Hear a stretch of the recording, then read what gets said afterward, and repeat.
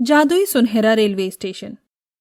मांझीपुर के एक छोटे से गांव में एक रेलवे स्टेशन था, जहां भूपेंद्र रेलवे स्टेशन पर साफ सफाई की नौकरी करता था।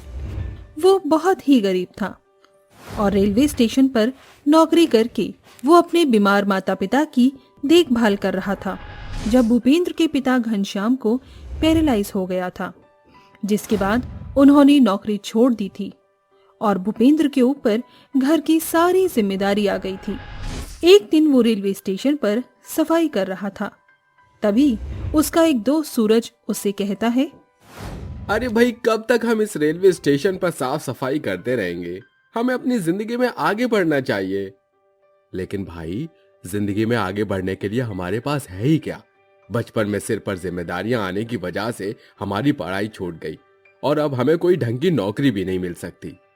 अरे भाई, मेरे कहने का मतलब है कि हमें कोई बड़ा हाथ मारना चाहिए ताकि हमारी गरीबी एक झटके में खत्म हो जाए। क्या तू मुझे सीधा साधा बताएगा? मुझे तेरी बात समझ में नहीं आ रही। सीधी बात यह है, आज की रात अमीरों की मालगाड़ी आने वाली है, जिसके अंदर खूब सारा सोना, हीरे और पैसा होगा। अगर हम उसे लूट लें तो हमारी सारी परेशानियां एक झटके में खत्म हो जाएंगी। क्या कहा? इतना सारा पैसा, सोना, हीरे? लेकिन सूरज भाई, ये सब गलत बात है। हमें ईमानदारी से कमाकर खाना चाहिए। बचपन से हम दोनों दोस्त ईमानदारी का ही कमा रहे हैं, लेकिन ईमानदारी में रखा ही क्या है? और आज तक हमें ईमानदारी से मिला भी क्या है? ये बहुत अच्छा मौका है। अगर इस बार हमने इस मौके को छोड़ दिया तो हमें बहुत पछताना पड़ेगा। सूरज की बात सुनकर भूपेंद्र चोरी करने के लिए तैयार हो जाता है और वो एक बहुत बड़ा प्लान बनाते हैं, जिसके बाद जैसे ही रात को अमीरों की रेलगाड़ी आती है तो वो लोग किसी तरह उस डिब्बे में पहुंच जाते हैं, जिसमें ढेर सारा सोना, हीरे और पैसे होते हैं। तभी भूपेंद्र की नजर एक सरस्वती की मूर्ति पर पड़ती है, जिसे देखकर भूपेंद्र को अपने किए पर पछतावा होने लगता है। हे भगवान, ये मैंने क्या किया? लालच में आकर मैंने एक बार भी उन लोगों के बारे में नहीं सोचा जिन लोगों का ये पैसा, सोना और हीरे हैं। सूरज भाई, मुझे इनमें से कुछ भी नहीं चाहिए। मैं केवल इस मूर्ति को अपने साथ लेकर जा रहा हूँ। ये कहकर भूपेंद्र सरस्वती माँ की मूर्ति उठाकर वहां से चला जाता है, लेकिन सूरज अपने बैग में सोना, हीरे और पैसा भर लेता है। ईमानदारी से कमाऊंगा और जब भी रेलवे स्टेशन पर काम करूंगा तो इस मूर्ति को हमेशा अपने पास ही रखूंगा, ताकि मैं कभी भी गलत रास्ते पर न जाऊं। उस दिन के बाद से भूपेंद्र ईमानदारी से कमाने लगता है और मूर्ति को हमेशा अपने पास रखता है। एक दिन बहुत जोरों की बारिश हो रही थी और भूपेंद्र रेलवे स्टेशन की सफाई कर रहा था कि तभी उसके मन में विचार आया, और कब तक मैं अपने बेचारे माँ बाप को इस गरीबी में जूझते हुए देखूंगा? कब वो दिन आएगा जब हमारी गरीबी हमेशा हमेशा के लिए दूर हो जाएगी? तभी सरस्वती माँ की मूर्ति के अंदर से एक रोशनी निकलती है, जिसके बाद पूरा रेलवे स्टेशन सोने से सुनहरा हो जाता है। रेलवे स्टेशन की ट्रेन, पटरी, वहां की कुर्सियां और खंबे सब कुछ सोने में बदल जाता है, जिसके बाद मूर्ति से एक आवाज आती है, भूपेंद्र, तुम बहुत ही अच्छे इंसान हो। तुमने आज तक जो भी किया बहुत ही ईमानदारी से किया। मैं तुमसे बहुत प्रसन्न हूँ, इसलिए मैं तुम्हें एक वरदान देती हूँ। जब भी मुसीबत में तुम मुझे याद करोगे, ये पूरा रेलवे स्टेशन सोने में बदल जाएगा और यहाँ की जिस भी चीज से तुम कुछ मांगोगे वो तुम्हें मिल जाएगा। यहाँ की हर एक सोने की चीज में जादू है, लेकिन तुम केवल दिन में एक बार इस जादू का इस्तेमाल कर सकते हो, जिसके बाद सभी कुछ पहले जैसा हो जाएगा। इसके बाद मूर्ति वहां से अपने आप गायब हो जाती है और भूपेंद्र रेलवे स्टेशन को देखता रह जाता है। ये हकीकत है या कोई सपना? कहीं मैं कोई सपना तो नहीं देख रहा। तभी भूपेंद्र एक खंबे के पास जाकर कहता है, सोने के खंभे, मुझे खाने के लिए ढेर सारा खाना चाहिए। भूपेंद्र के इतना कहते ही खंबे के अंदर से अलग अलग तरीके के पकवान निकलने लगते हैं और जब खाना निकलना बंद होता है तो पूरा रेलवे स्टेशन पहले की तरह हो जाता है। खाना देखकर भूपेंद्र बहुत खुश हो जाता है और पकवान लेकर अपने घर अपने माता पिता के पास जाता है।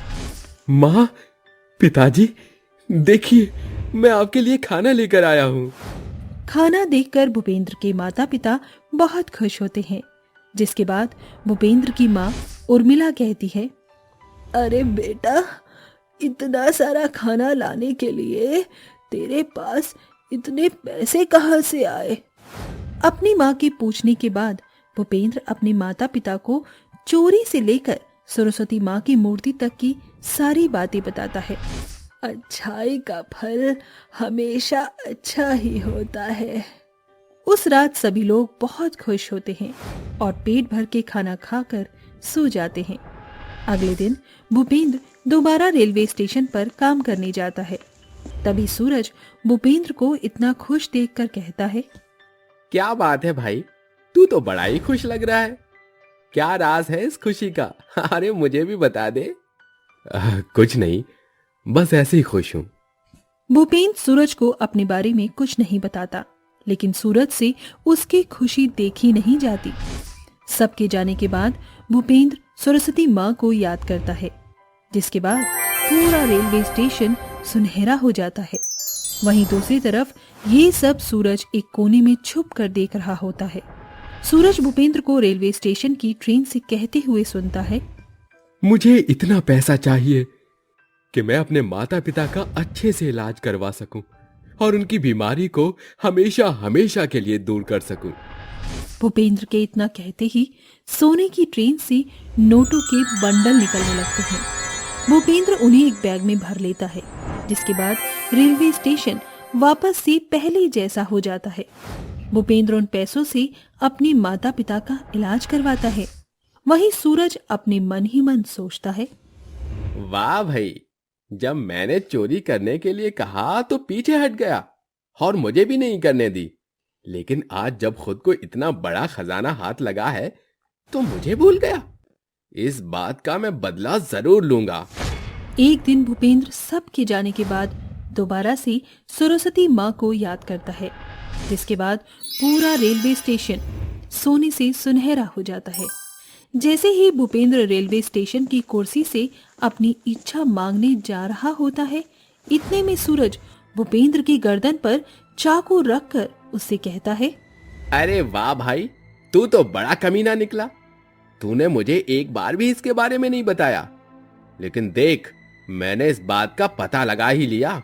अब तू मेरे लिए इतना पैसा मांग कि मैं इस गांव में सबसे अमीर हो जाऊं। अरे भाई, पागल हो गया है क्या? मेरी गर्दन से चाकू हटा, नहीं तो मुझे चोट लग जाएगी। जैसा कहता हूं वैसा कर, नहीं तो सीधा गर्दन उड़ा दूंगा। जादुई सोने की सुनहरी कुर्सी, मुझे इतना पैसा चाहिए कि मैं गांव में सबसे अमीर बन जाऊं। भूपेंद्र के ये कहने के बाद जादुई सुनहरा रेलवे स्टेशन नॉर्मल हो जाता है और उनके सामने सरस्वती माँ प्रकट होती हैं। सूरज, तुमने हमेशा लालच में आकर फायदा उठाने की कोशिश की, जिसका अंजाम अब तुम्हें भुगतना होगा। माँ, मुझे माफ कर दो, मुझसे बहुत बड़ी भूल हो गई। मैं आज के बाद कभी लालच नहीं करूंगा। तुम सजा के हकदार हो और तुम्हें सजा मिलनी बहुत जरूरी है। इतना कहते ही सरस्वती माँ उस पर एक रोशनी करती हैं और उसे एक कुत्ता बना देती हैं, जिसके बाद वो कहती हैं, जब तक तुम्हारी सजा पूरी नहीं हो जाती तब तक तुम एक कुत्ते के अवतार में रहोगे। जिस दिन तुम्हारी सजा पूरी हो जाएगी उस दिन तुम अपने आप एक इंसान का रूप ले लोगे। ये कहकर सरस्वती माँ वहां से गायब हो जाती हैं और उसके बाद भूपेंद्र अपने परिवार के साथ खुशी खुशी रहने लगता है और वो अपने दोस्त सूरज को भी अपने पास ही रखता है और उसका अच्छे से ख्याल रखता है।